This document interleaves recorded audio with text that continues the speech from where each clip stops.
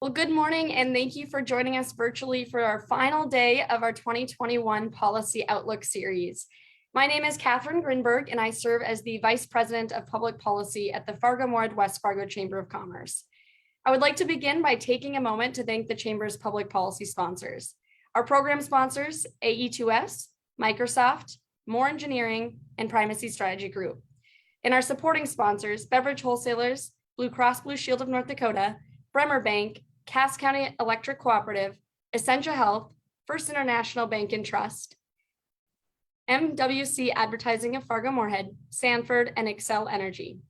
Thank you to all those companies for sponsoring the Chamber's robust work in public policy and advocacy. Primary Strategy Group is the presenting sponsor of this summit, and policy experts from PSG are moderating each of the series.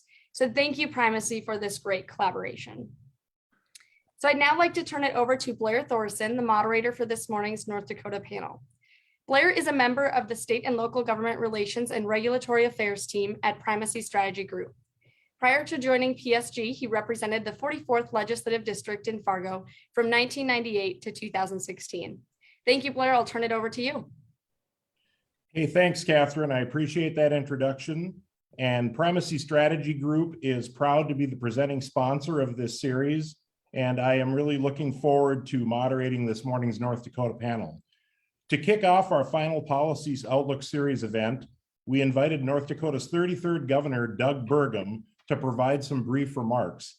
Unfortunately, due to a scheduling conflict, he was unable to join us with the others this morning, but he did graciously send some video remarks, which we will now watch. So we will turn it over to Governor Burgum and then join the panel after he concludes.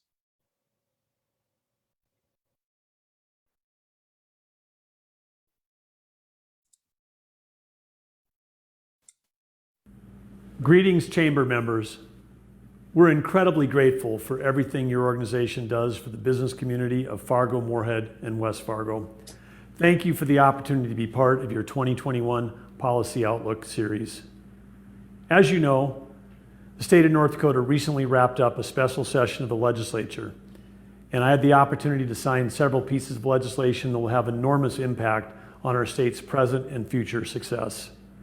Major investments in infrastructure, workforce, economic development, healthcare, education, and other priorities will benefit North Dakotans right now and for generations to come.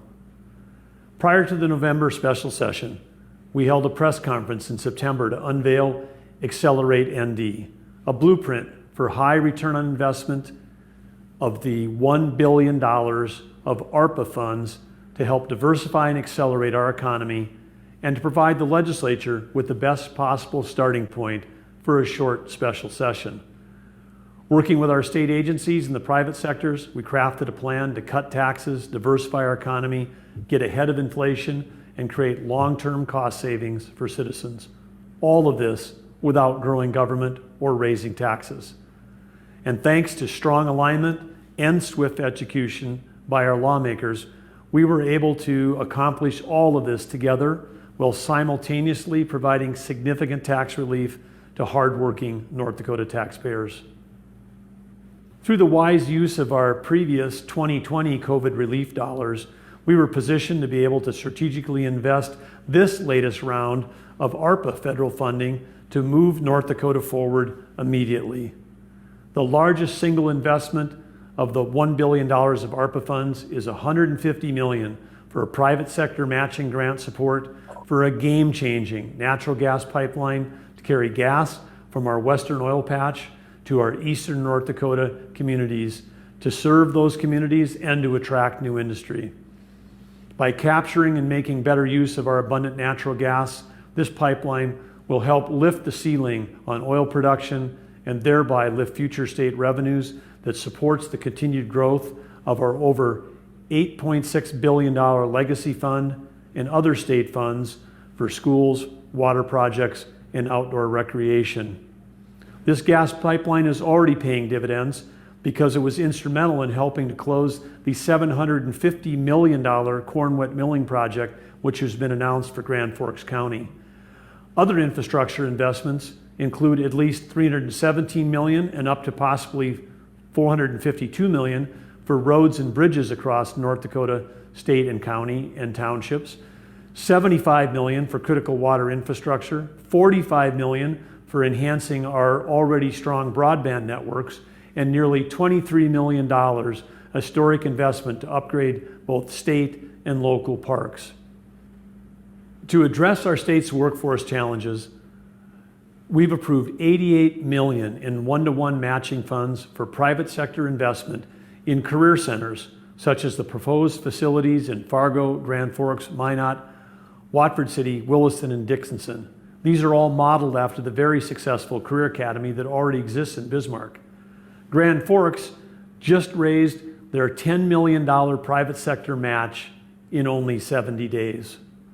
The legislature also approved $38 million for Bismarck State College to create our state's first Polytechnic Center to meet North Dakota employer job skills demand, and $20 million additionally for workforce development and incentive grants and technical training skills across our state.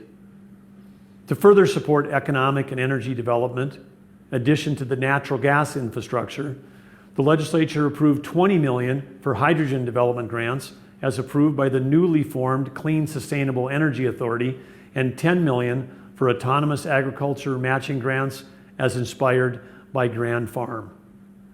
The special session also produced $25 million in assistance for long-term care facilities in the state hospital, $17 million for child care services, which, as you all know, is key to workforce expansion, and $4 million for community-based health care, and $3 million each for free through recovery and substance abuse treatment vouchers. Also, $500,000 was approved for the Fisher House North Dakota, which supports North Dakota veterans and families who are receiving their care at the Veterans Hospital in Fargo. We work closely with legislative leaders throughout this process, and I want to share my gratitude for Senate Majority Leader Rich Wardner, House Majority Leader Chet Pollard, and dozens of other legislators from across the state, like those from Fargo and West Fargo with you today. Senator Judy Lee, Senator Ron Sorvag, Representative Shannon Roers-Jones, Representative Michael Howe, and House Minority Leader Josh Boschee, and others from across the state who all came together and seized this unprecedented opportunity to move North Dakota forward. The legislature has wisely chosen to invest in North Dakota's future now versus allowing the corrosive power of rising inflation to eat away at the investment power of uninvested federal funds. As a result, we'll have a North Dakota that's more competitive and better able to attract the talent and the capital we need for our state to reach its fullest potential. And again, we've accomplished all of this together without raising taxes. And in fact, we're providing an estimated $211 million in income tax relief over the next 2 years by eliminating the state income tax bill completely for approximately 300,000 North Dakota taxpayers, and providing partial tax relief to another 200,000 taxpayers. This relief provides an income tax credit of up to $350 per year in 2021 and in 2022 for resident individual income taxpayers, and $700 per year for individuals filing a married joint return, again effective for tax years 2021 and 2022. 500,000 hardworking North Dakotans who kept working during the pandemic will receive responsive, meaningful tax relief for this year and next. Our shared approach with the legislature of conservative fiscal management has allowed us to put money back in the pockets of North Dakotans who kept working through the pandemic and supported our economic recovery, which benefits us all. The legislature also passed a bill completely eliminating state tax on Social Security income, which will provide an estimated $14.6 million in savings per biennium to approximately 20,000 North Dakota seniors.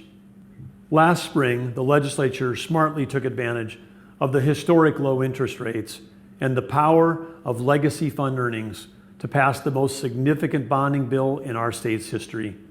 Included in this bill was $435 million for completing the state's portion of funding for the FM diversion project, which when completed will further accelerate growth in the metro area. And as part of that bonding bill, the 67th legislature also stepped up to provide $50 million of funding to NDSU to complete a state-of-the-art ag research complex, which includes a new home for the Northern Crops Institute and the North Dakota Trade Office, to ensure that we can compete at the top of our game in global agricultural markets. The broad impact of this tax relief and these historic state investments will be felt for generations, not just in the metro area, but across our state. Cass County economy leads our state in so many areas, including healthcare, in manufacturing, in software, in biosciences, in retail, and more. This diverse economy is a tremendous growth engine for our state and drives a significant portion of our state's sales tax. And in aggregate numbers, Cass County continues to lead the state in population, housing starts, and K-12 student growth. Nearly 25%, yes, 25% of the state's K-12 students attend school in Cass County. The West Fargo School District, which includes West Fargo, Horace, Harwood, and a swatch of Fargo, is the fastest growing school district in the state and added over 630 students this year. From 2010 to 2020, Cass County added 35,000 new residents. That's the equivalent of Jamestown, Wahpeton, Valley City, and Devil's Lake all being picked up and moved to the metro area. This incredible growth creates opportunity, but also demands that the Chamber lead on the next generation challenges like you so effectively led on permanent flood protection. Two of the areas that need leadership from the Chamber include workforce and smart infrastructure. Cass County also leads the state in the number of job openings that are unfilled. The Chamber, higher ed, K-12, the private sector, and the state need to continue to collaborate to solve the workforce issues through innovative workforce programs and through tax relief in the future for investments in manufacturing automation. The diversion will save citizens tens of millions annually in flood insurance and will further spur growth in the metro area. But it will also create an effective permanent growth boundary for the metro area. So now is the time for city leaders and the private sector developers to seriously rethink outdated policies and subsidies that promote uneconomic edge growth and raise property taxes. We know the Fargo, Moorhead, West Fargo Chamber will be doing its part to promote opportunity and support businesses in North Dakota's largest and fastest growing metro area, which benefits the entire state. We're deeply grateful for all that you are doing to drive Ignite FMWF workforce efforts. And we're grateful for all you do as we strive every day in state government to empower people, improve lives, and inspire success. We know that you're doing the same. So from First Lady Catherine and myself and Lieutenant Governor Brent Sanford, we wish each of you and all of you and your families a happy, healthy, and blessed holiday season. Thank you, and have a great policy summit.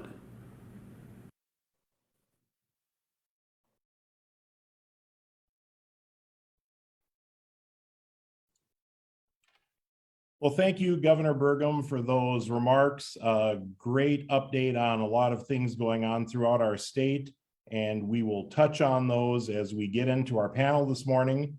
It is now my pleasure to introduce the members of our panel for our North Dakota discussion.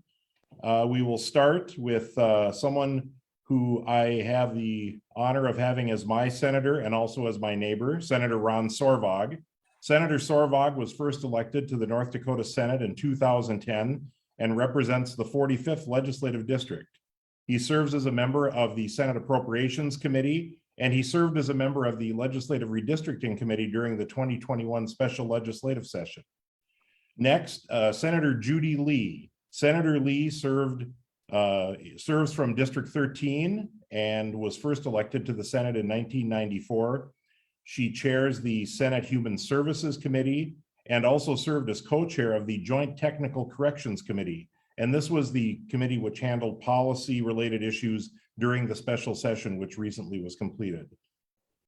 Next, we have Representative Josh Boschee, who was first elected to the North Dakota House in 2012, and he represents District 44 in Fargo. He serves as the House Minority Leader and also served as a member of the Redistricting Committee. Shannon Roers-Jones is a representative from District 46. She was first elected in 2016 and is a member of the Energy and Natural Resources and Judiciary Committees, and also served as a member of the Joint Technical Corrections Committee during the special session. And last but not least, Representative Michael Howe, who was first elected in 2016 and represents the 22nd Legislative District and serves as a member of the House Appropriations Committee.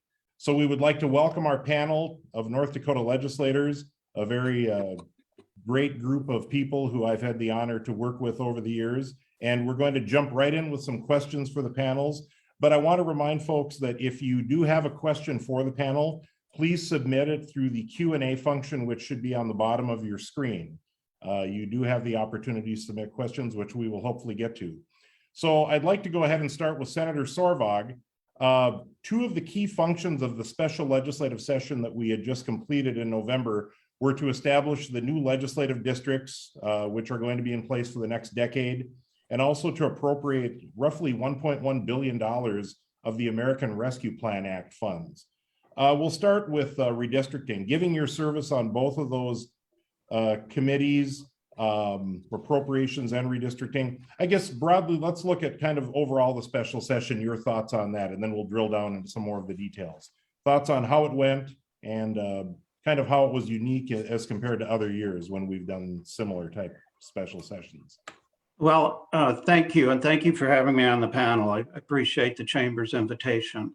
I think when you look at a special session, they're called special for a reason, and it's not because they're necessarily great, but because they're needed because of what's happened.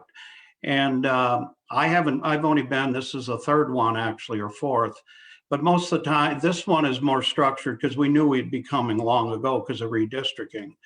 But the problem with them is obviously we're operating at an accelerated rate if you take redistricting out of it. And so the decision making does get a little hurried. But this was unique in the situation of there usually isn't we aren't usually called for a special session to spend $1 billion. We're usually called in for the opposite reason. There's not enough money. So it was, but overall, I think the process worked as good as it could work. Redistricting, we knew what that would be. There was the normal issues that you'd always see with the redistricting. It's the reality of the decisions the committee made and the decision the legislature makes. And that's the fact, people move around, population changes, we had to move lines. And the other reality is that some legislators, because of these changes, are no longer going to be in the legislature. It's just the reality of it. And it's not done lightly, but I do think our process was extremely fair. When it comes to the dollar parts of it, I think we'll discuss that. I mean, the governor gave great highlights of what we spent, but I think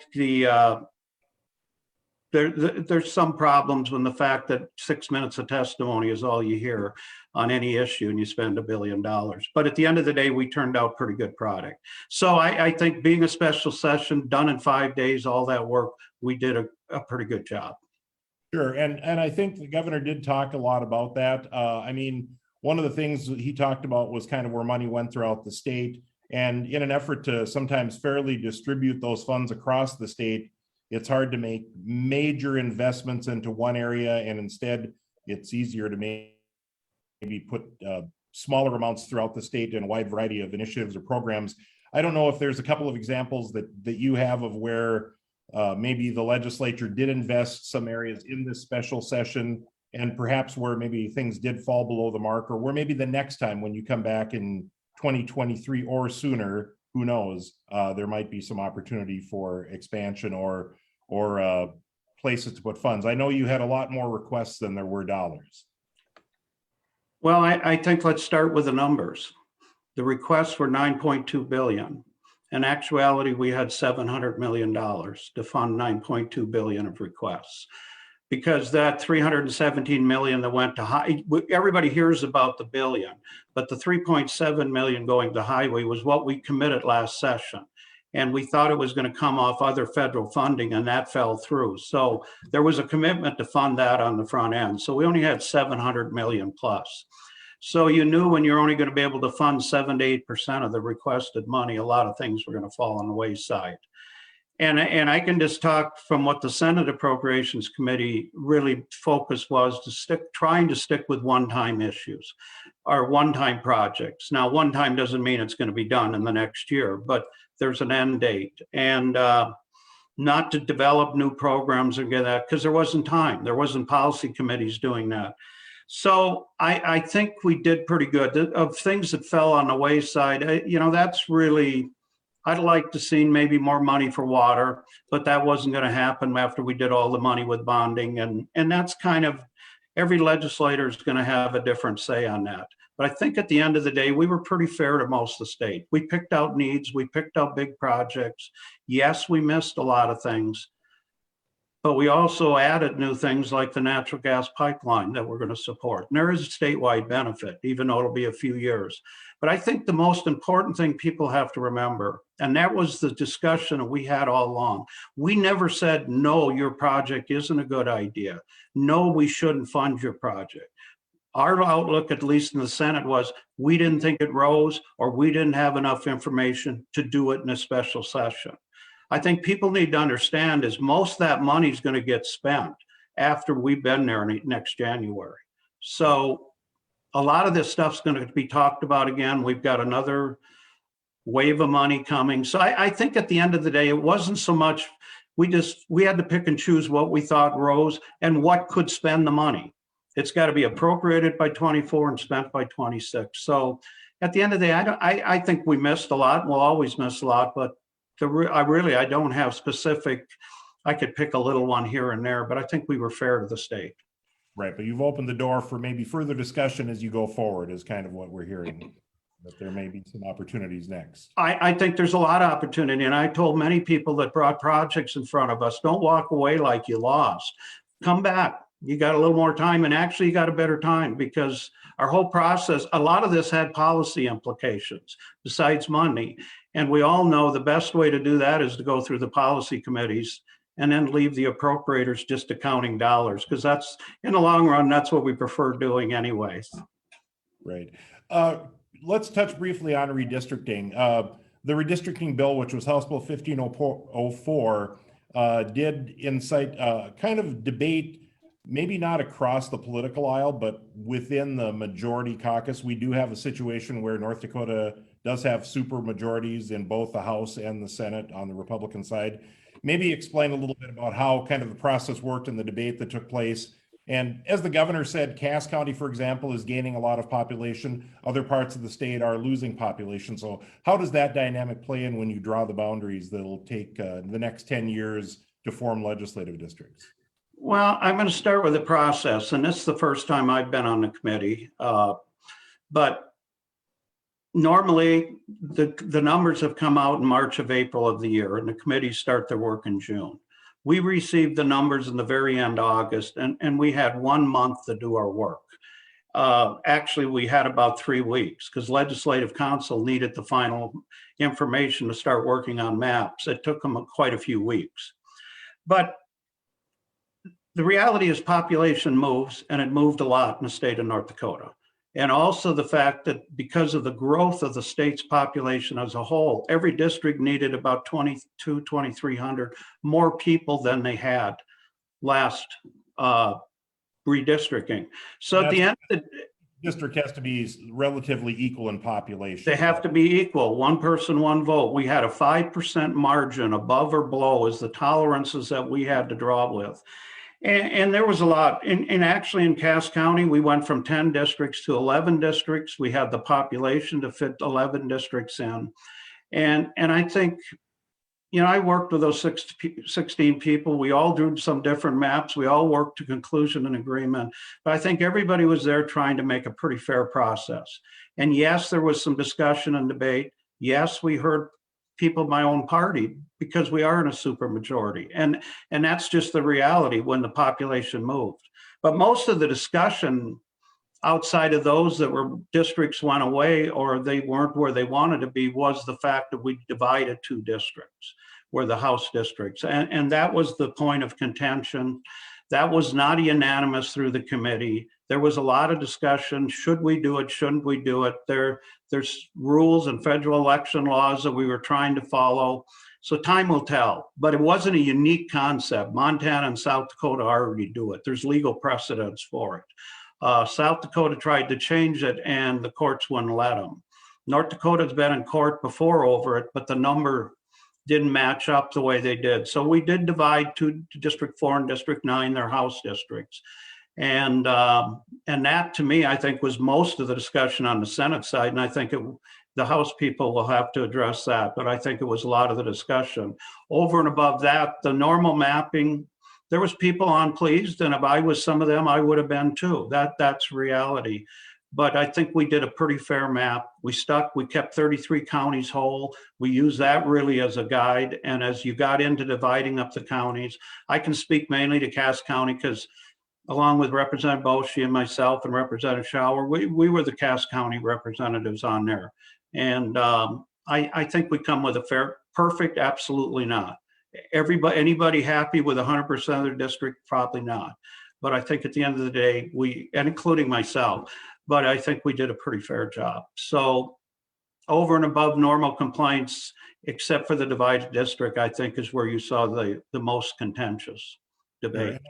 I think we see this throughout the country where there's the natural argument, should the legislature be drawing their own boundaries? Should it be some outside independent organization? I think North Dakota has done a pretty fair job, but it will be interesting to see with the sub-districting for the first time and those type of things where things go. But very interesting process to watch. And in the end, it seemed to have pretty much overwhelming support in both chambers. So hopefully it will, serve us well for the next 10 years. I'd like to move on to Senator Lee, sticking with kind of areas that happened during the special legislative session. You were one of the co-chairs. There was a chair from the Senate and then also from the House, which was Representative Robin Wise, of what was called the Joint Technical Corrections Committee. And this was the committee that handled the policy-related bills that were introduced and made their way through the special session. In this case, we had redistricting, we had appropriations, and we had policy. So really a full legislative session condensed into a short period of time. The policy bills that were brought forth encompassed a broad area of topics, from critical race theory in K-12 schools to the prescription of drugs such as ivermectin, to vaccine mandates, to income tax reductions and credits. So I'd like to start by asking, can you give just kind of a brief overview of what your committee discussed? I kind of brought up some of the areas, how that took place, and what legislation became law as a result of the process. Thank you, Blair, and thank you to the Chamber for the invitation to be a part of this. And so I'm going to talk kind of quickly because we had a lot of stuff. But the House Bill 1508 was the one that dealt with critical race theory, and that was discussed at length. There's a tremendous amount of misunderstanding about it. I'm not coming out for or against. I'm just saying a lot of us didn't and don't know a lot about it. But we learned that it is part of some college curriculum, but it is inappropriate for K-12. Everybody agreed that spoke to us that was true. And it is not taught at this time in any North Dakota school. North Dakota law already states, excuse me, that instruction must be factual and objective. And language was added that states it also must be aligned to the K-12 content standards. The bill also states that no public school may include instruction relating to critical race theory, and there is a definition in the law too. So the new statute assures that it will not be added to K-12 curriculum. It is not there now, and it won't be added in the future. 1511 was one that brought a lot of conversation. There was another bill on vaccine mandates too, but with the support of the sponsor of that particular bill, we worked on one, which was 1511, and incorporated some of the thoughts from the other ones so that they wouldn't be two separate ones. But it says that the Departments of Health and Human Services, who within a year will be joined into one department, but that at this time neither, and in the future, the joint one, cannot have anything or produce anything like a vaccine passport, because a lot of people were concerned about that. North Dakota currently has laws which say that the state may not require documentation of an individual's vaccine status, presence of pathogens, antigens, or antibodies, and an individual's post-transmission recovery status. And COVID-19 language was specifically added to the current statute. Businesses cannot be required to obtain vaccine documentation. So the state can't tell any of your businesses that they have to be requiring documentation from employees or patrons. A private business may not require a patron, client, or customer to provide vaccine documentation. In other words, a customer in the store or some such thing as that. And masks are different. This doesn't talk about masks at all. This is just talking about vaccines. But this vaccine mandate prevention, so to speak, not requiring documentation, does have exemptions, and there are good reasons for that. It does not apply to healthcare providers, including senior care facilities, long-term care, basic care, assisted living, as well as those providing services to individuals with disabilities, because they need to be able to control the visitors coming in. During the first rush of COVID, when we had so many cases in long-term care facilities, there were no visitors, and there were no contacts even among the residents. They were staying in their rooms for weeks at a time, and the meals were being brought to their doors. So there has to be some kind of control when the visitors come back in again to make sure that they're not going to be jeopardizing these fragile, vulnerable adults. Exemptions are also required for the Department of Corrections and Rehabilitation, the state hospital, and the public health units in the state. And the reason is that everybody obviously is in close proximity with other individuals. In order to control things, they needed to work with vaccines. And the penitentiary has a remarkable record of keeping everybody healthy, and people have collaborated and cooperated well with that. Existing law also exempts higher education from state requirements. And we had a lot of chat about that because the initial thought was, well, that's not fair. Well, it turns out it would have caused a lot of collateral damage if we hadn't continued that exemption. Because if there are policies and procedures in place, these exemptions are really important. There are a lot of collaborations for clinical experiences and internships, for example, with private facilities and with other states, and we would be jeopardizing all of those connections if we did not recognize we had to meet the criteria of where the people are going for those experiences. Many institutions, including the two large research universities, could have lost tens of millions, hundreds of millions of dollars potentially over a period of time if North Dakota was violating the federal requirements. So that was of grave concern to them. And the same actually applies to athletic activities, because other states and the NCAA do have rules about vaccination, not only of teams, but of spectators who are attending the events. Also, if an employer or a contractor requires vaccination, there must be exemptions. So it has to be, the feds only permit medical and religious exemptions.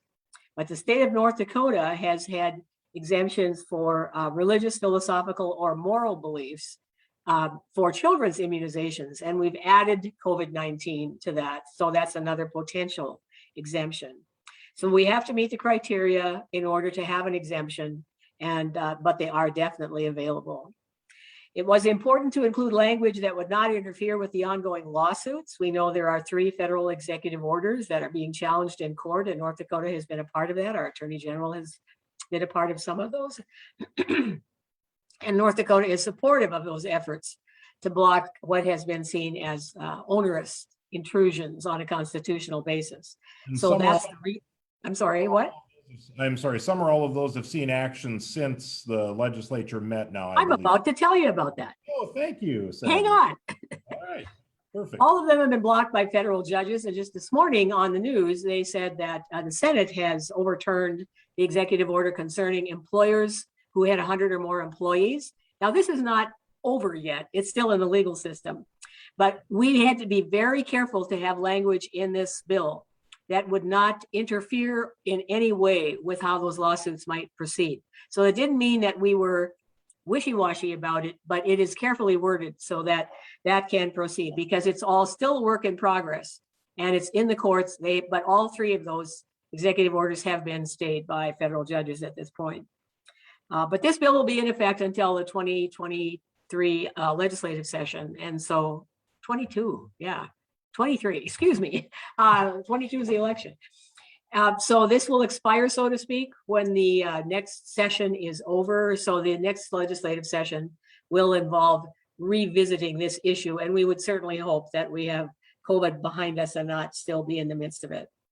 House Bill 1512, there have been concerns expressed about perceived delays in getting money out to North Dakota businesses to support expansion of businesses in the state. But the committee heard excellent testimony about that. Also, we learned that both the director and the assistant director had resigned several months ago to go to jobs in other states.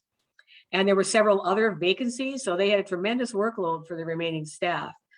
Just a week or so ago now, Jan Murtha, a remarkably capable person in that office, has been elevated to the director's position. And she was very helpful in helping us learn how there is, as a little girl said, intertwinkling, I love that word, but between the legacy fund earnings and what happens with the Legacy and Budget Stabilization Fund Advisory Board.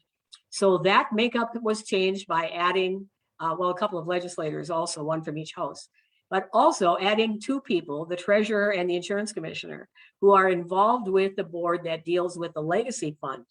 So that input, their expertise in coming from that area will help.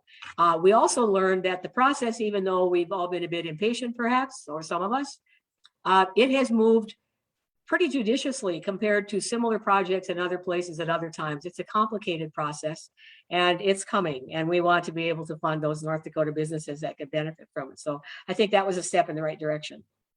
1514 is really about right to try, except it particularly relates to ivermectin.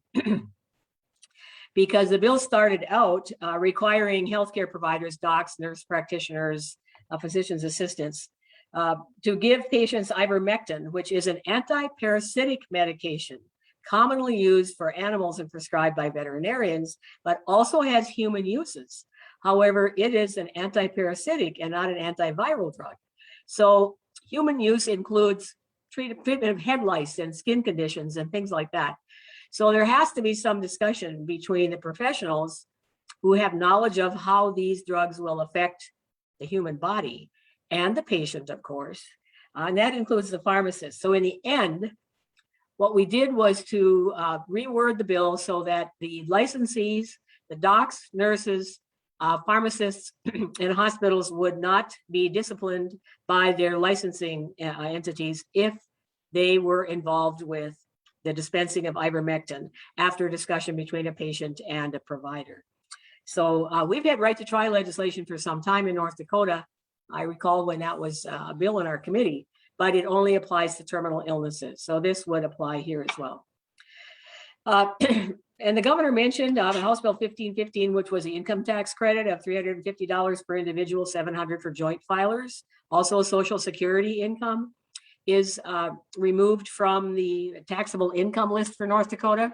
One thing that was discussed during those two hearings is that, and I actually agree with this idea, what we really need to look at is broad policy tax reform that includes everything we're looking at. The main objection people have, I think, that visit with us is property tax levies. And those are the only way local political subdivisions can support their work. So what can we do? And we have done a lot, for example, to direct money to the schools so their mill levies aren't as high. But we need to look at a good overall tax review and a comprehensive plan in the next legislative session. And there certainly was no time to do that at this time. But these would be two: the Social Security removal. We're one of only 7 states that were taxing Social Security income. And the other, the $350 and the $700 ones, that'll be just through this next session. So kind of race through those, but there were others, but somebody wants to know about them, they can ask about them in the questions. But these would have been the ones that took the most time and discussion. And we learned a lot from those hearings, and hopefully they're going to work out okay in the end. Well, you said time. You were the one doing the talking. I feel like I have to take a breath. That's a lot of legislation in a brief period of time. And so I just would like to kind of follow up quickly on that, because as chair of the committee, as the vice chair, you did take a lot of input, and I think there were some pretty long days. But because the process was done in about 4.5 days total, were the citizens and business leaders given an ample opportunity to voice their opinions on these? I mean, it's a different process because you had House and Senate in one committee instead of going back and forth across the aisle and having 2 hearings. So just quickly interested in your take on how that process played out, please. I think it went really well. I was not totally optimistic about being out of there in a week, although everybody hoped to be. But actually, we did put in some very long days. On Tuesday, I was in the Capitol by about 7:15 in the morning, and I left at 10:42 p.m. that night. Our hearings lasted until 10:30 that night. So every day didn't run till 10:30, but we ran into the evenings each of those days, and we were in hearings all day. I didn't hear anybody say they didn't have a chance either to express their own opinion or that they had not heard their opinion expressed by someone else. And as has been said on more than one occasion, everything's been said, but not everybody's had a chance to say it. Well, maybe everybody didn't get a chance to say it, but it had been said. So there was a myriad of information that came to us. And the other good factor about this was the joint committee. I walked out of the Capitol after sine die with Representative Jason Doctor, and he said, this was really something how this joint committee worked. I wish we could do that more often, which of course we can't because the Constitution doesn't provide for it. But the benefit was that there was one member of every committee on both sides of the hallway, the House and the Senate, who were on there. So everybody came with some information and we learned from each other. I didn't know a lot about the Strategic Investment Fund before. I know a little bit more about it now. They may know a little more about human services. But the collaboration of those committee members was remarkable. It was not contentious, but there were many different opinions expressed. And I was really proud of the work that ended up coming out of that. I think it was a good result. I think everybody felt heard. Not everybody got everything they wanted, but there was a pretty high level of satisfaction among the folks. We tried to address everyone's concerns, and I think it turned out great. Well, no, I thought it really turned out pretty well in the brief period of time. And thank you for, I think, a great overview of what was accomplished. And, maybe in the future, there will be more of the collaboration or at least input from people who do serve on different committees, who spend day after day working on these various policy issues, so that others within the legislature kind of have a better idea or sense of how things are working. So in a way, we all learned that way. I would like to move to the dollars again with Representative Michael Howe, who serves on the House Appropriations Committee, a place where I spent probably too many years, but enjoyed my time there. You had a front row seat kind of during the negotiations regarding the spending of the American Rescue Plan Act dollars, which North Dakota received. And again, this was the first tranche of dollars that came to the state. Since then, there's more on the way, it looks like. And just kind of give us an idea, maybe, first of all, it wasn't just during the special session that you met. There were appropriations hearings in the months prior to the session in November where you took input. And I guess I'd like to just kind of get your thoughts on the process, how the money that was spent, some of it, how it came to Cass County and what the proportion is of that.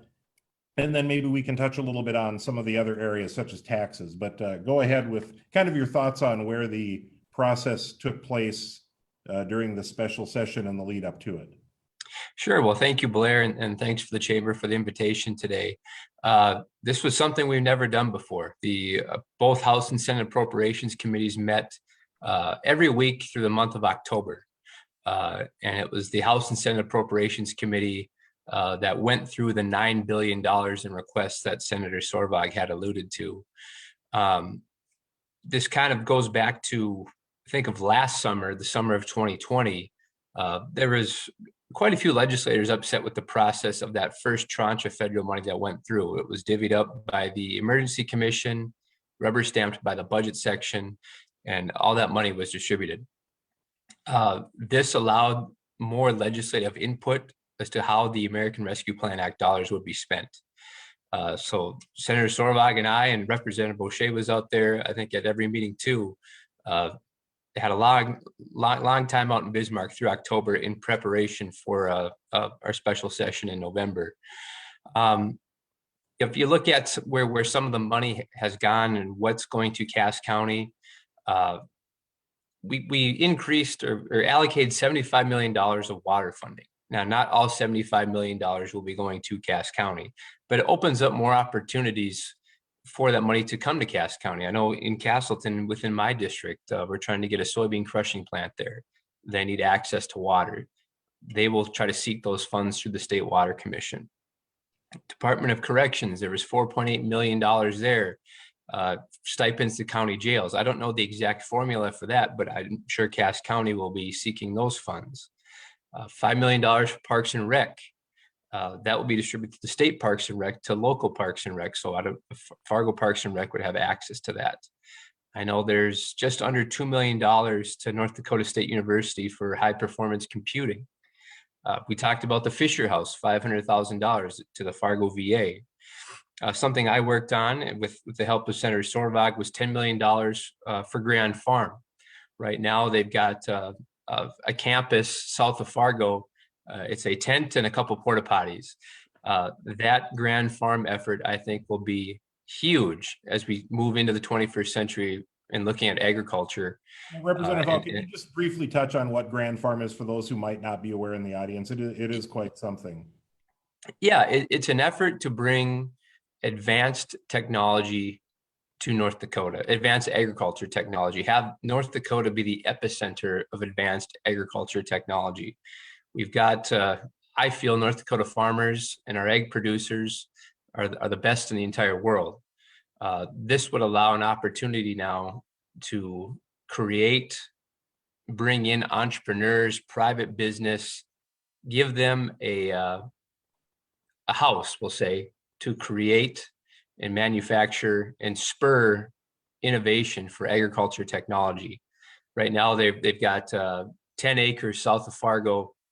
They've got a tent and a couple porta potties. This would allow them to have a facility, have more land to test products on, and would, I think, really attract and help workforce for the state of North Dakota and diversify the ag economy. We always talk about we've got oil, we've got ag. We need to diversify our economy. Well, this would be one way to diversify the agriculture economy and help maybe spur even our manufacturing side to bring private business, bring outside people to North Dakota to really improve on something we're good at already. And let's become the best in the world on that. So that was $10 million for Grand Farm. We look at the different workforce initiatives. I believe it's about $20 million there. And that will be distributed throughout Cass County too. And the governor talked about, of course, our career and tech centers, our workforce centers. We actually, not necessarily through the ARPA money, but through legislation was able to increase that funding up to $88 million to attract and hopefully get another career center throughout the state. So we look at where was it distributed throughout the county, not specifically, I guess, earmarked in the legislation, but lots of opportunity there for Cass County to take advantage of different grants.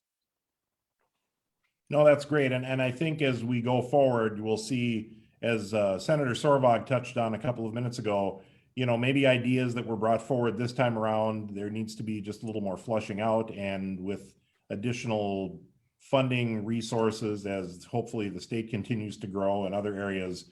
And Blair, I'd like to touch on that real briefly too. Senator Sorvag's exactly right. We didn't, throw any idea in the toilet. We're going to be back next year at this time. So we're not very far away from our next regular session. And some of Senator Sorvag and I don't want to say trouble, but in our efforts to bring more back home, we were told, well, you got the diversion in this spring. You got the ag building. Okay, I don't know if that's not necessarily a fair argument from some of our colleagues, but we'll remember that and say, all right, well, okay, maybe it was our turn in the 21 regular session. It was your turn in the special session.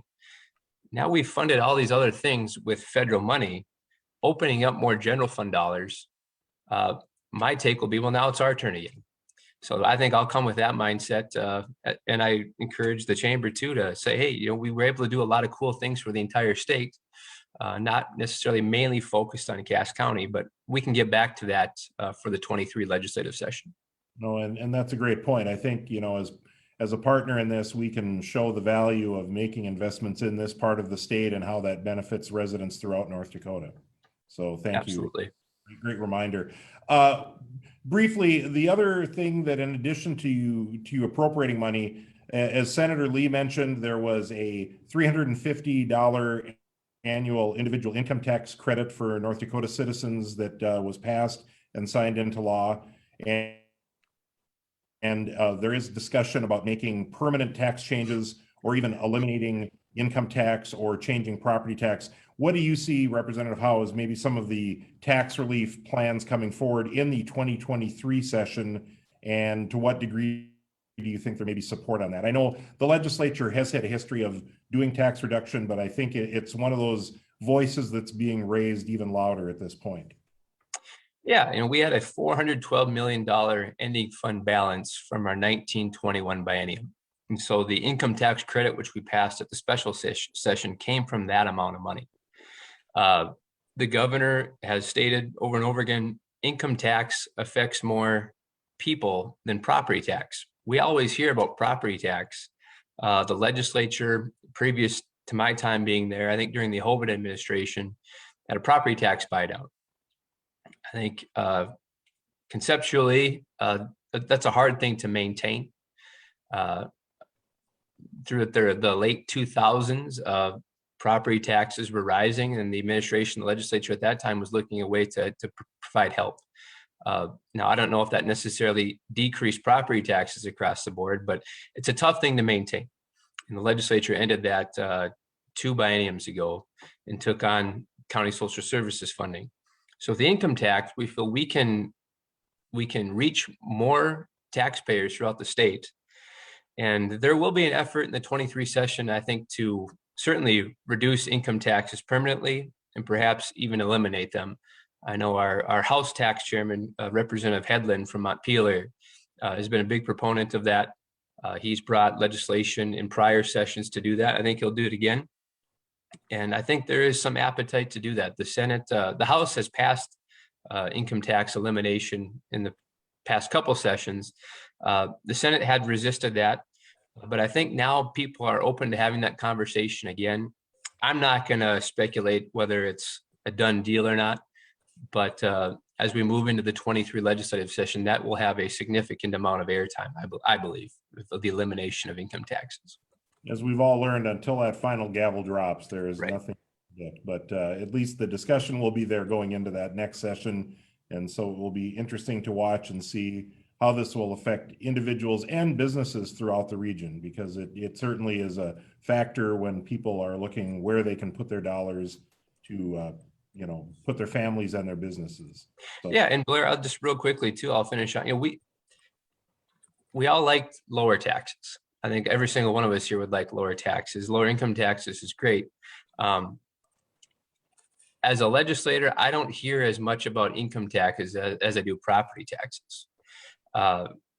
If there is a way at the state level to still get our services that we pay through our local property taxes with our local political subdivisions, and if there's some state policies, I'd like to hear it. But income tax, as the governor has said, this is a way to lower the tax burden on our citizens and reach more people. So I am in support of that. All right. Well, we'll stay tuned and see where things go going into the next legislative session. I would like to move to Leader Boschee, and there's a couple of different areas to touch on. First, let's go back to the redistricting process a bit. Maybe help us understand kind of how this process is going to affect the Fargo and West Fargo area. We're going to get a new legislative district, and that's no small thing, because as other parts of the state have seen their boundaries get larger and legislators have to represent more individuals, or in some cases, more townships, more counties, we actually are gaining 3 seats, 1 senator and 2 House members. So give us maybe a sense of how that will impact the overall influence on Cass County and the policymaking process statewide. Great. Well, good morning, Blair, and members of the chamber. Great to be here and visiting with you all again. I know as one of the 4 legislative leaders, we are, I think I can speak for the other 3 that we are ecstatic that the special session is done. We have felt like we've been full-time legislators over the last year and a half in dealing with the pandemic and then preparing for the special session. So the 4 of us actually have not talked since the last, since we gavelled out. So I think we are enjoying our time away, but good to be home. Regarding redistricting, yes, Cass County gets to benefit because of our population growth of adding a legislative district. So previous to now, we had 10 legislative districts with 30 legislators representing Cass County. And as Senator Sorvag alluded to, that also included some encompassing of neighboring counties, either coming into Cass County or us going up into those neighboring districts. With redistricting and the way the numbers worked out, a perfect legislative district would be 16,576 people. And the way the numbers landed in Cass County, we were able to fit 11 legislative districts within the boundaries of Cass County. And so Cass County itself now has 33, or will have 33 legislators in the next session. So while we've certainly had to grow the population of legislative districts, we've been able to shrink the size of some of them. Those of you from South and Southwest Fargo of current District 16, District 27, some of District 22, those are quite large legislative districts geographically compared to the other districts in the core of West Fargo and Fargo. Those districts are getting smaller, and so a little bit more, I think, easier for legislators to know their neighborhoods and to address concerns within those districts.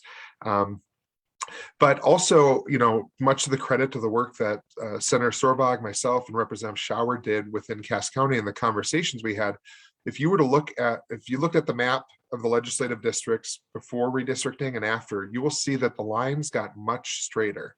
There was an effort to make sure that lines are making sense, because we know that people know that they live in West Fargo, or they live north of 12th Avenue, or east of 9th Street or Veterans in West Fargo. So really trying to make it easier, I think, not only from the way the maps look, but also what it means to the citizens that we represent. So I think that was a big success of not only what happened in Cass County, but also statewide. If any of you were to go back and look at some of the initial maps proposed, especially in some of the rural areas, you will see that there was some interesting carve-outs or lines or divisions of counties and townships, but those got pretty well straightened out throughout the process. And I'm, as a representative from the minority party who served on that committee, I'm proud of the work that we did. As Senator Sorvag said, it was quite abbreviated, but we also went in pretty steadily in understanding that the numbers are the numbers. There's not much room to need to play politics, especially since there is a supermajority, so any of that impacted the majority caucus a little bit more than the minority caucus. So we were able to get to work, worked 3 weeks straight, and I think came out with a good product. As far as what does that mean for overall influence of Cass County, dovetailing off what Representative Howe said and our experience and what we're seeing for Cass County, there is continued pressure from the rest of the state and legislators to continue to revive the dead corpse of Imperial Cass. This idea that Cass County or Fargo or West Fargo, our school districts, our park districts, get everything they want. And that's certainly not true. Many of you know that for well before oil development in the last boom, it was our economic engine that kept the rest of the state going. It is our investment into the research at North Dakota State University, in the University of North Dakota, that has helped funnel the success we've seen in the agriculture sector and the energy sector and innovation and entrepreneurship throughout the state. So we see ourselves as a bigger part of the rest of the state. And unfortunately, I think some of our colleagues are seeing us as a different part of the state. And we're seeing some of that being penalized and played out in different areas. I don't think it's any secret to anyone that's participating in today's panel or observing, the decision made by the State Board of Higher Education as it relates to President Bresciani and NDSU. We know that NDSU is going to have a target on its back. for a couple of years, and we have to work on that as Cass County legislators. So by adding 3 more legislators from Cass County, that'll hopefully help with our influence and telling the story of our success. The success of Cass County is because of the people that live here, the businesses, the industries, the institutions of higher education, our K-12 system. It's because we've been a community that wants to move forward. And that means taking risk. That means being inclusive. That means making sure that everyone can call Cass County home, and that we try new things and we see what works and we figure out what doesn't work, and then we keep moving forward. And so we shouldn't let our success hold us back from the rest of the state. And so, again, this panel, I've worked with all these legislators on a variety of these committees over the last couple months. I think we do good work for Cass County. But I've said it to some of the leaders within the chamber and anyone else who will listen. Some of Cass County's most challenging legislators are from within the boundaries of Cass County. So organizations like the chamber, I think, can be helpful in not only helping better educate those legislators, but also help make sure that if it's time to find new legislators that are going to represent the interests of Cass County, and all you have to do is look at the votes on the diversion, look at votes on investments in research at North Dakota State University, investments in childcare and workforce development. Cass County does not vote in a block. All 30 of us do not vote in the best interest of Cass County. If you go up to Grand Forks County or Ward County or Burley County, those legislators do everything together when it comes to what's in the best interest of their community. And I think many of us are envious of that. And there's been efforts, Representative Roers-Jones has worked with Representative Carla Rose Hansen to try to do some more things over the last couple of years to engage dialogue between the parties and the caucuses. I know the conversations we've had with chamber leadership is that this is an opportunity for us to work together. And so these policy discussions that you all have been hosting more of and ongoing, we look forward to being a part of, because we know we'll be stronger if we can get all 33 of those votes. When you think about 33 out of 141, that's almost a third of the votes that are needed to get some things passed. Big amount, and power in numbers, obviously. So a great reminder of how to leverage that for our part of the state. I want to switch direction quickly with a question to you, Representative Boschee, and then we'll go to Representative Roers-Jones. And this goes to a subject which, unfortunately, we are still dealing with, and that is the COVID-19 pandemic. We did a panel similar to this a year ago, and the same day that panel took place with North Dakota leaders, the first vaccine had been given in state. And, we all had hoped that this was kind of the end is near. Unfortunately, that excitement has waned, and we are still in the midst of this crisis. Representative Boschee, I'd just kind of quickly like to get your opinion on what additional actions should be taken and what we can do to kind of find the end of this and the light at the end of the tunnel. Yeah, I think it's a good question, Blair. And, I think the challenge is we know that in a state like North Dakota, we are very independent people, regardless of political party, regardless of where we live in the state. We don't want other people telling us what to do, whether it's the federal government, the state government, our local government. But the reality is, when we're dealing with a crisis, we need help in making decisions. And, while the legislature has continued to erode the benefits of local control, sometimes I think we speak out of one side of our mouth saying we support local control, and then on the other side, we try to strip, our famous bans on bans that continue to come out of the legislature. And that impacts you all as business leaders. You are seeing it now. And the state chamber was able to be a voice to oppose some of the bills that Senator Lee talked about that ended up passing. And if nothing else, we were able to, for lack of a better word, water some of them down to make them not as impactful, to allow some flexibility in different industries and different types of employers. But the reality is we need our employer community. We need our civic organizations to help step up and lead. I spoke to a Kiwanis group a couple of weeks ago and talked about, this idea that we don't talk about politics or policy in public spaces or at the dinner table or amongst friends needs to go out the window, because we've lost our ability to have civil discussions.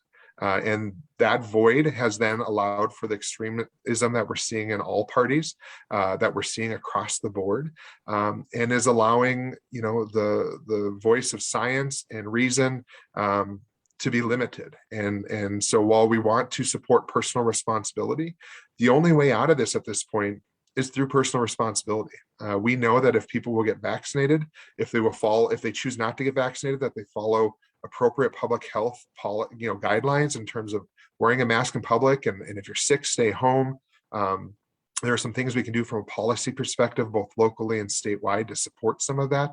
But the federal government, the state government, local governments have done everything they can do at this point. And it really comes down to us encouraging people, if they really want to stand by personal responsibility, it's up to them to help us bring an end to this crisis. I think there was a report coming out from scientists now saying that COVID is at the same level of the flu and other diseases. We have lost our opportunity to eradicate this disease. It'll be a disease that we will continue to have booster shots for decades to come and generations to come. And so I hope not to sound like a downer with that, but it really comes down to, we need leaders like our community and business leaders, our civic organizations, to step up and start having stronger conversations about what's good for our communities and what's good for our state, and not hide behind the idea that we shouldn't be talking about politics or policy, because again, we've lost our ability to do that as a society. Appreciate those comments. Great points. And I want to continue on this theme and welcome Representative Shannon Roers-Jones to the conversation. You served on the Joint Technical Corrections Committee, and one of the bills that was discussed that came through was House Bill 1511, which did deal with the COVID vaccines. You were the only Republican House committee member to vote no on that bill in the committee. I would just like to briefly have you explain kind of your thoughts on the details of it and what you were opposed to, and maybe what could have changed or how we could have done better. Perfect.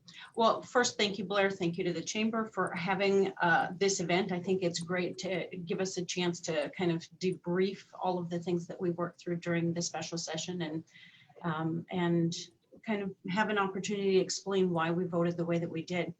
Senator Lee did a fantastic job giving an overview of all of the bills that went through our committee. And so I won't go through House Bill 1511 like I had originally planned to, but it is, there's obviously pros and cons to being the last person to go. As Senator Lee said, all of the things have been said, just not by everybody. And so House Bill 1511 is related to the COVID mandates, or vaccination mandates. There was two parts of it. There was another part that was added later, and that also caused me some issues.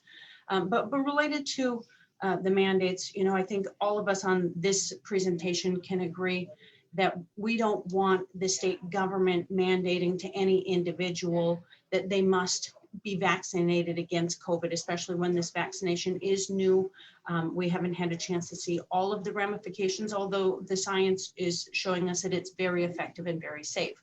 That being said, we don't also want to be placing unnecessary mandates or burdens on our businesses. And like Representative Boschee commented on his ban on bans, I've often referred to it as an anti-mandate mandate. We don't want to be telling our businesses what they can do or what they must do, but we don't also want to tell our businesses what they cannot do. And I think that's what we're dealing with here. The bill itself has a number of exceptions. And so there are certain businesses that are exempted either based on the fact that they're receiving any sort of federal funding, have federal contracts. Also, if they're in healthcare industry, those sorts of things. So we have a number of exemptions, but also with regard to businesses that I don't think when we're talking to any of our business leaders across the community, across the state, they're saying, well, we want to demand that our employees receive vaccinations because we think that that's the only and best solution to keep our business operating and viable. But in some instances, we have customers who may be vulnerable populations. We have businesses where employees are working in very close proximity to one another. There are situations where it's a tough decision to be made by business leaders, where maybe you can't have your workers working remotely, those sorts of things, where the business owners have to say, I think our employees who are working in close proximity to one another or who are working in close proximity to vulnerable populations need to have a mandate. And what we've done with this bill is essentially said, with the exceptions that we've created, that businesses don't have the right to decide that. And it's a tough balance between the individual's right to decide whether or not to get vaccinated and the business's right to determine how to run their business most effectively, most efficiently, to maximize the safety for all of their workforce and their customers. And that's kind of the tough game that we're playing here. But with the exceptions, federal law allows exceptions for health, if the vaccine would compromise pre-existing health conditions. It also allows exceptions for religious exemptions. But what we've added to that is a moral objection. So basically, any person who says, I just don't want it, can refuse to get vaccinated, and the employer has nothing that they can do about that, except in North Dakota, we're still an at-will state. At-will employment means that any employee can quit at any time for any reason. It also means that any employer can fire someone at any time for any reason, so long as it doesn't have a discriminatory effect. And so the reason I voted against this bill is the vast exceptions and the fact that I don't think this bill solves any problems. But then there's also section 1 of the bill, which is related to what has been called by many the vaccine passport. But I think that is a little bit of an incendiary terminology, because there's a lot of people who are claiming that the government is going to require people to have vaccine passports to prove that they've been vaccinated before they can travel, before they can get into events, those sorts of things. The immunization certificate that we are prohibiting the Department of Health, Department of Human Services from creating is not specific to COVID. And what that would do is allow any of our citizens, or what it would have allowed us to do is any citizen could have an app on their phone that would keep their immunization records and also their children's immunization records, not simply COVID, but also tetanus, maybe malaria. If they're traveling to other countries, you need to have vaccinations. And this would just allow people to keep those vaccinations close at hand on their phone and have access to them if you were ever in an accident, those sorts of things. So I was very frustrated with the idea that we are going to prohibit the Department of Health from creating this tool for our citizens because of our fear that some point in the future, the government is going to use this tool to mandate that people get COVID vaccines. I think that's a step too far. And those are a couple of the reasons I voted against the bill.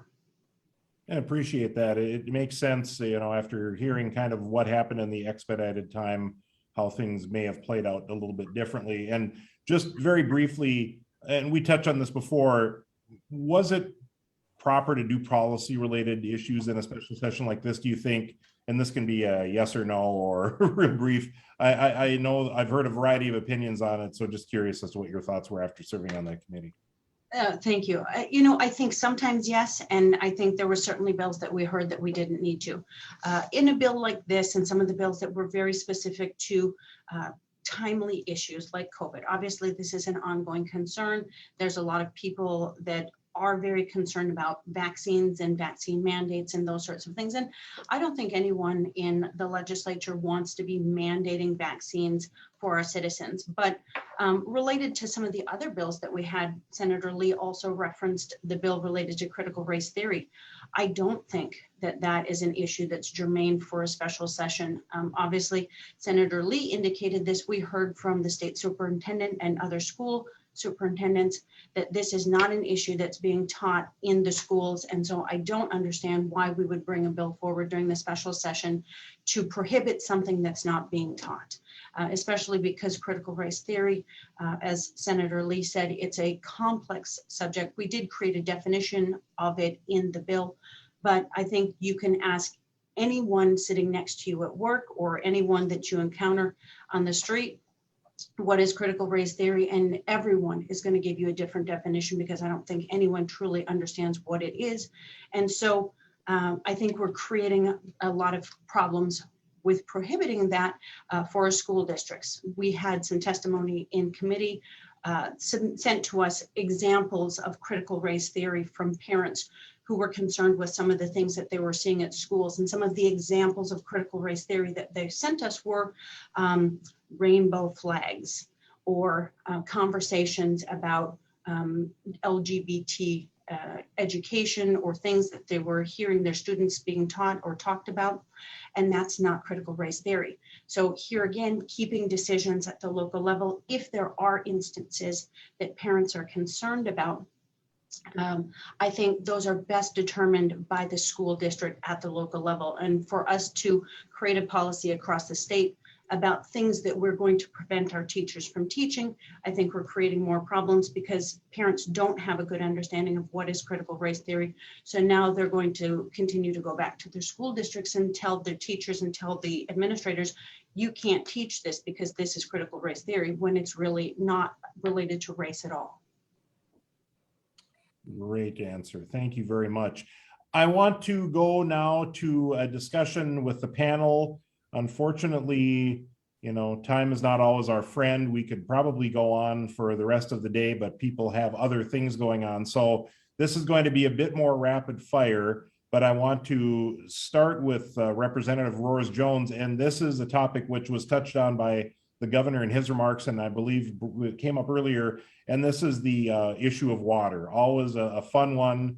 We've dealt with it for many years here. And you know, the flood protection has been an issue that the chamber and other leaders, including yourselves, have fought for many years, and the finish line is near there. So with that being fully funded, there's now an economic impact looming because of drought conditions. And so the attention is being shifted to the Red River Valley water supply.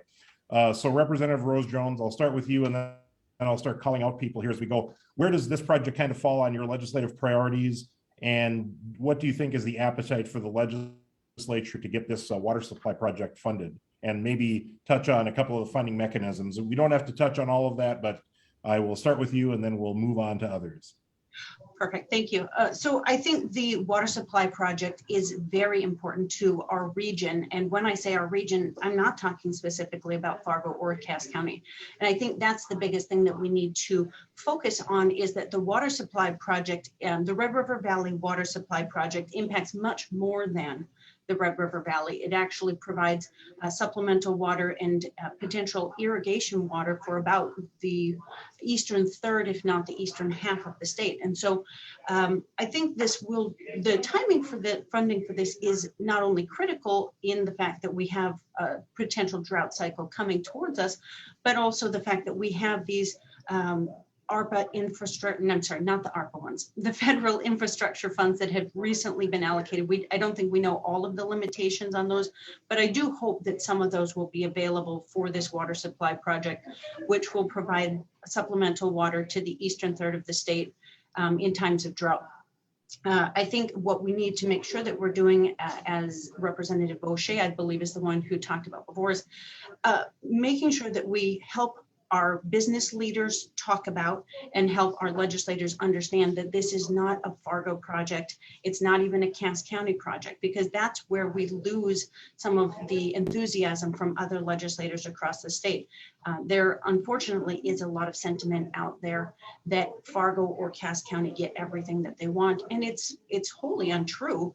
But unfortunately, that is some of the mindset that we see. So I think we need to make sure that our business leaders are talking to legislators up and down the valley and east and west across the state about why this is needed, how vital it is to keeping our economy up and running, because we know it's not just a matter of having enough drinking water or water to for our lawns, but we need water for some very important industrial uses, like the soybean crushing plant that Representative Howe was talking about. Or I'm sorry, that might have not have been a Representative Howe, but we do need water for a lot of industrial purposes. And if the Red River dries up, that is going to have some devastating impacts on our ability to produce revenue for the state. Great. Senator Lee, thoughts on the water supply project? And then we'll go to Representative Boschee. Thank you. I think it's a critically important project. I certainly support it, and I'm not going to be redundant.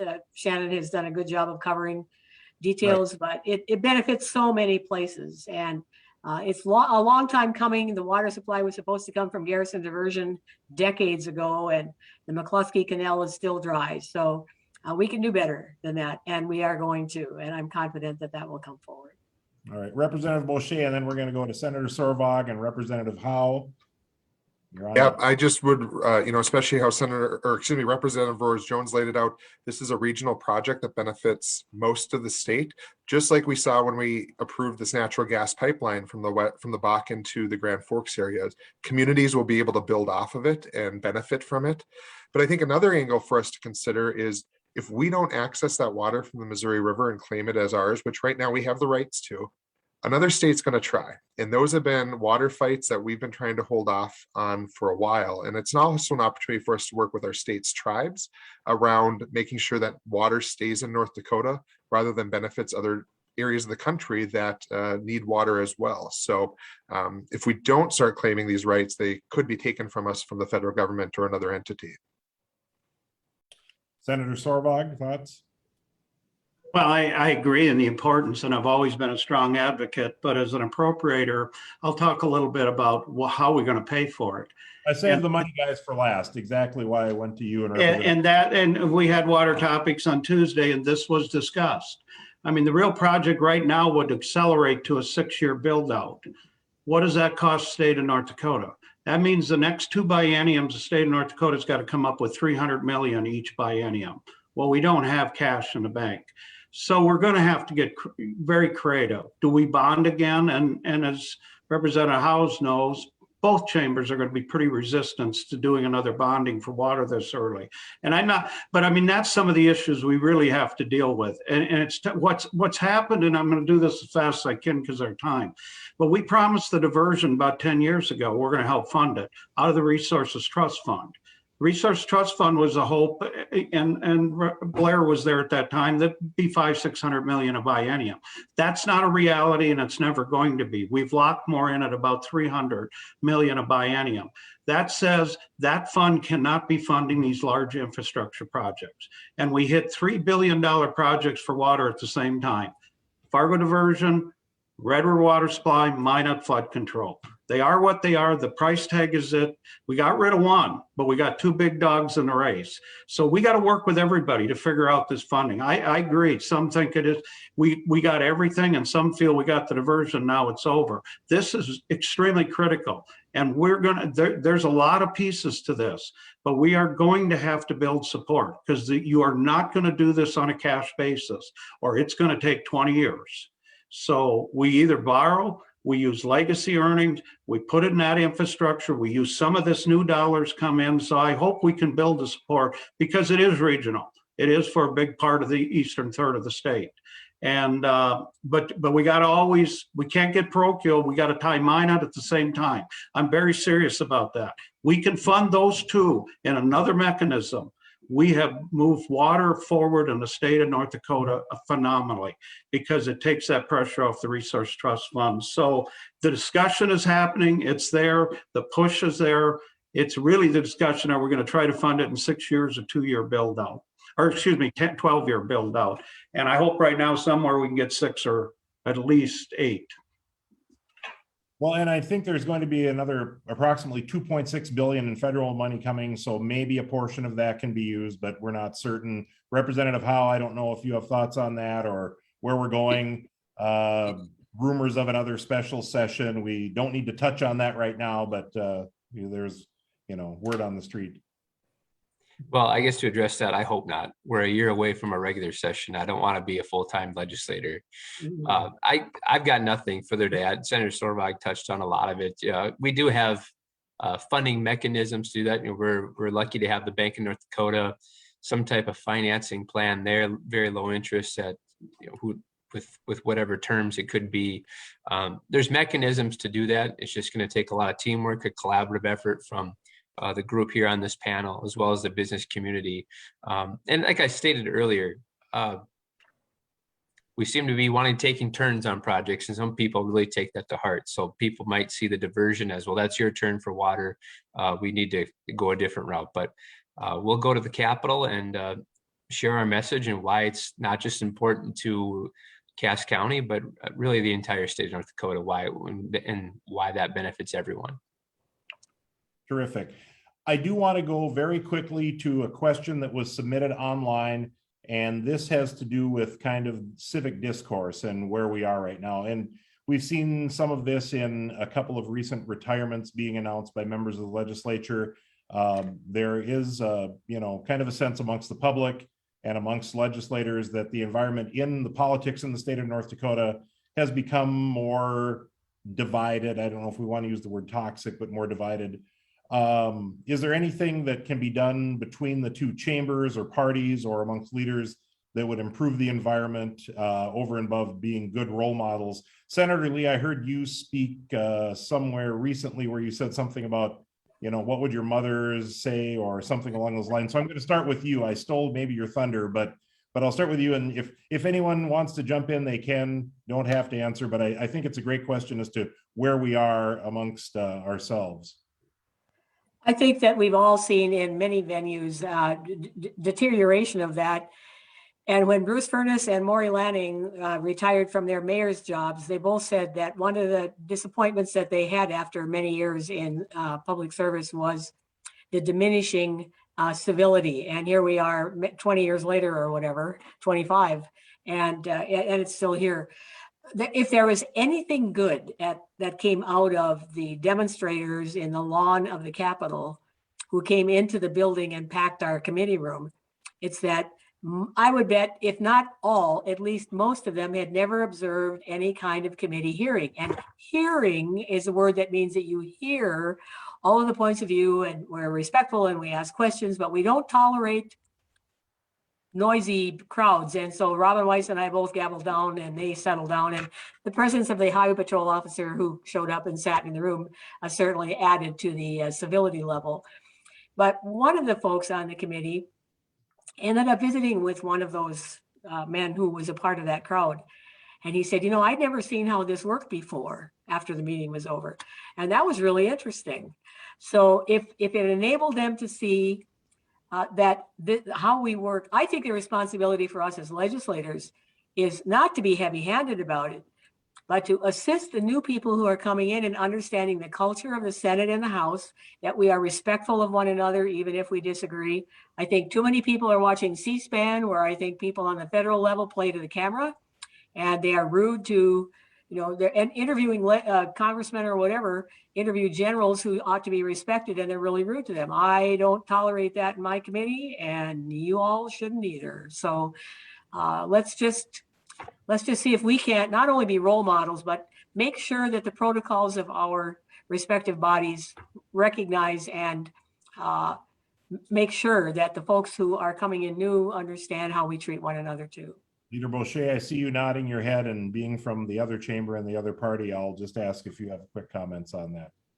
Thanks, Blair. Yeah, I spoke a little bit to it in my previous comments, but my biggest concern right now, especially some of the retirements we've heard of, and I think there's more coming, is how are we going to replace those people? And so I look to my friends in the majority party to work well to try to figure that out, because we know already, because of the, we use the word toxic civil discourse right now, or the challenges at the local level and state level, how we can get good people to run for office that can compromise, that can understand that I'm here to fight for my community, not just a party or an ideology.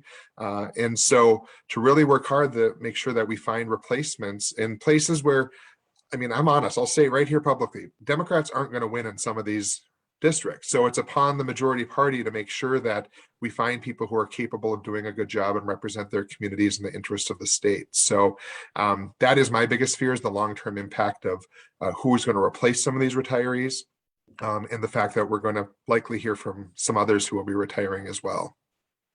I do see a lot of head nodding amongst others, so I apologize for not giving each of you an opportunity to answer, but unfortunately, we're coming towards the end here. But I think we all, amongst this group, have a sentiment that working together sometimes works best. We can have our differences, but do it in a civil manner.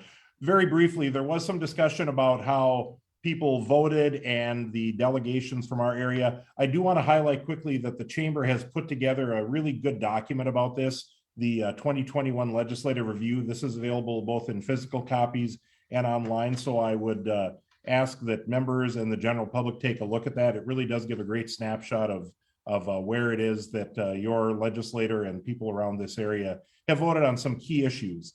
And with that, unfortunately, this is all the time we have for this third and final day of the Chamber's Public Outlook series.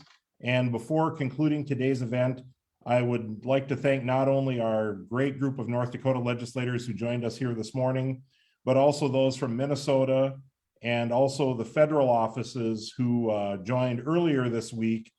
And it's been a great discussion, and I think really helps move policy forward for our region and for the people here. Both the Chamber and Primacy Strategy Group look forward to working with each of you and to stay up to date on the latest news related to the Chamber's public policy and advocacy work and documents such as those I just mentioned. Please visit fmwchamber.com. Again, that's fmwchamber.com. Thank you all. We hope to see you at the December 15th Eggs and Issues event regarding water supply, very timely, and also the diversion project in our region. And with that, we thank you and wish you all a wonderful holiday season. Have a great day.